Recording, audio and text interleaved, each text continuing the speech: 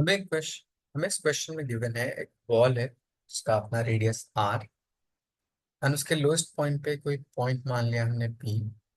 सो अगर ये ball rotate करे ऑन द सरफेस तो उस पॉइंट पी का डिस्प्लेसमेंट अलग अलग केस में कितना होगा हमें वो कैलकुलेट करना है।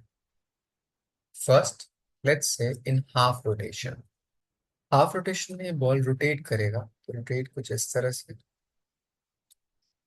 तो ये जो पॉइंट पी है रोटेट करने के बाद हाफ हाफ रोटेशन में ऊपर पहुंच जाएगा यहाँ तक। मतलब यही सेम पॉइंट किसी इस पॉइंट पे आ जाएगा। अब इस रोटेशन में यहाँ से यहाँ तक जो आउटर बाउंड्री है वो बेसिकली इस सरफेस पे रोल करती है यहाँ तक। सो इस आउटर बाउंड्री की लेंथ कंप्लीट लेंथ होती है 2 पाई आर। सो हाफ लेंथ की वैल्यू हो जाएगी पाई टाइम्स आर। ये इसका सेंटर। सो यहाँ से एक लाइन ड्रॉ कर दीजिए तो रेडियस, ये भी लाइन ड्रॉ कर दीजिए रेडियस। सो टोटल लेंथ की वैल्यू हो जाएगी 2। हमें डिस्प्लेसमेंट कैलकुलेट करना था इस पॉइंट पी का टू द फाइनल पॉइंट। आप दोनों को ज्वाइन कर दीजिए।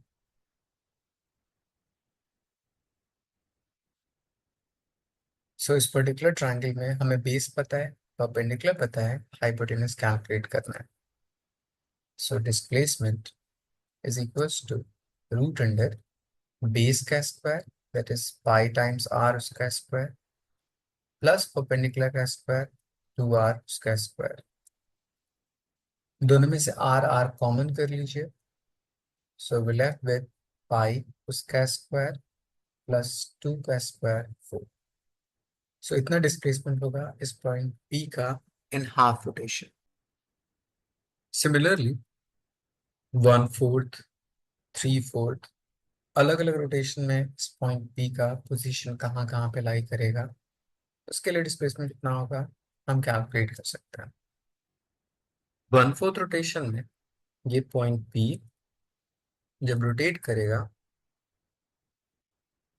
सिर्फ यहाँ तक आ पाएगा, दैट इज किसी इस पॉइंट तक। सो अब उन दोनों टर्म के लिए जैसे रोटेट किया तो यहाँ से यहाँ तक जो आउटर बाउंड्री होगी वो इस पॉइंट से इस पॉइंट तक मूव कर जाएगी। तो टोटल पेरीमीटर की वैल्यू होती है 2 पाई आर। 1/4 अब ये टर्म हो जाएगा पाई r/2। अगर ये सेंटर है यहाँ से एक लाइन ड्रॉ कर दीजिए वर्टिकल, यहाँ से एक वर्टिकल लाइन ड्रॉ कीजिएगा तो ये टर्म हो जाएगा रेडियस। सो इस ट्रायंगल में इस पॉइंट पी से इस पॉइंट तक का डिस्प्लेसमेंट। सो टोटल डिस्टेंस यहाँ से यहाँ तक पाई r/2 माइनस आर।